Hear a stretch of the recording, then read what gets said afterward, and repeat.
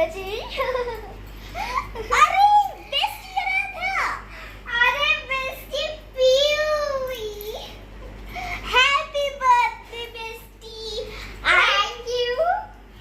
এই দেখ আমি তোর জন্য এই সুন্দর সুন্দর ব্রেসলেটস এনেছি, ভালো না? ও থ্যাংক ইউ, এগুলো কত প্রিটি। দাঁড়া আমি না এটা রেখে আসি। হ্যাঁ হ্যাঁ। কখন আসবে রাধা মিস বার্থডে গার্ল? এসে গেছিস? হ্যাঁ, তুই আমার দেয়ার ব্রেসলেট পরেছিস? হ্যাঁ অফকোর্স পরবই। আর আজকে আমার স্পেশাল দিনে তোর দেওয়া গিফট আমাকে পরতেই হবে। চল আমরা ওইদিকে যাই। চল। আমি তো রাধার বেস্ট ফ্রেন্ড থেকে ভালো গিফট এনেছি, পাক্কা। ও তো এবার আমাকে বেস্ট ফ্রেন্ড বানাবে। চলো এবার ওকে গিয়ে ওর বেস্ট ফ্রেন্ড থেকে ভালো গিফট ওকে দিয়া যাক। রাধা, ও বার্থডে গার্ল তুই কোথায়? রাধা, আরে দাঁড়া, রাধা যাচ্ছে বলে শোনায়া চলে এসেছে। আরে আমি চলে এসেছি, আমি পিউয়ের কাছে ছিলাম। কেমন আছিস বল? পিউয়ের কাছে? হ্যাঁ। ও কি গিফট দিয়েছে তোকে?